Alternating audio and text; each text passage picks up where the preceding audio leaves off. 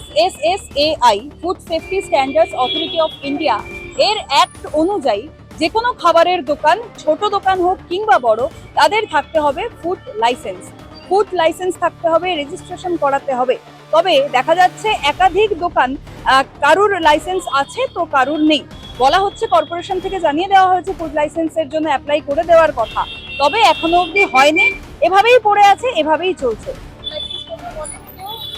বলেছে কর্পোরেশন থেকে বলেছে করনি কেন? করবো। এই তো নতুন সরকার হওয়ার পরে ফুড লাইসেন্স। তবে কেন দরকার? কারণ বেসিক যে হাইজিনটা সেটা মেনটেন হওয়া দরকার। লাইসেন্স আছে? হ্যাঁ দাদা আছে। আছে তো। এই খাবারগুলো এভাবে ঢাকা ফেলে রেখেছে? এরম ভাবে থাকে? না না এরম ভাবে থাকে না, আবার ঘোরাতে হবে, রুটি স্টার্ট হবে, তাই বলে সব ঘোরাতে হবে, ওইদিকে আবার চলে যাবে। তোমাদের ফুড লাইসেন্সে তো লেখা আছে কিভাবে খাবার রাখতে হবে, কিভাবে রাখতে হবে না। হ্যাঁ এটা মানছো না কেন? আনছি তো, সব ঢাকাই ছিল, এখনই মাত্র তুললাম সব থালাতে। জলে নিয়ে এসে তারপর দিই হবে। তাহলে চলে।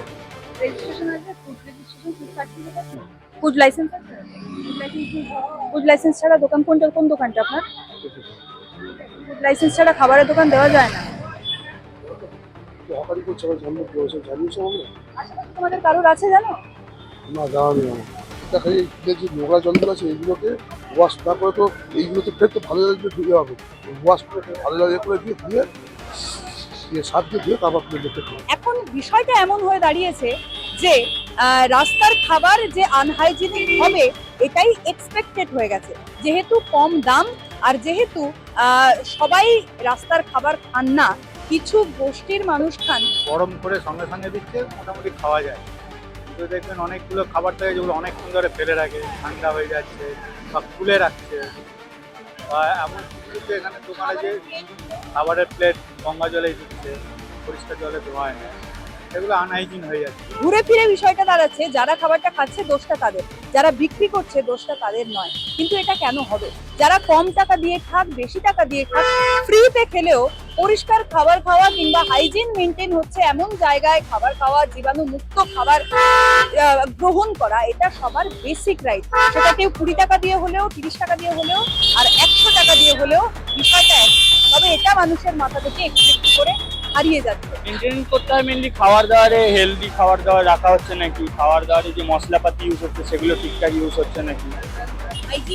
হাইজিনও তো মেনটেন করতেই হয়, অবশ্যই করতে হয়। আমাদের যেমন হাইজিন মেনটেন করে দেখাতে পারেন আপনি, আমাদের কাস্টমারদের আমরা থালায় খাওয়াই, কাগজের প্লেটে খাওয়াই, কাগজের প্লেট একবারই যেটা ইউজ করা যায়। বিষয়টা ভীষণ নর্মালাইজ হয়ে গেছে যে রাস্তার খাবার মানে আমরা খাবারটা খারাপ হবে, আনহেলদি হবে বা প্লেটটা নোংরা হবে।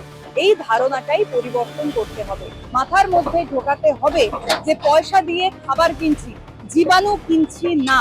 সেটা কম টাকা দিয়ে হলেও যেমন, বেশি টাকা দিয়ে হলেও তেমন। তাই এই বিষয়টা নিয়ে কথা বলার মানুষও খুব কম। আমরা রাস্ট্রিক্স কথা বলবো, আওয়াজ তুলবো, এটুকু কথা দিতে পারি। ক্যামেরায় অমিত ধানুকের সাথে পায়েল রায়, রাস্ট্রিক্স।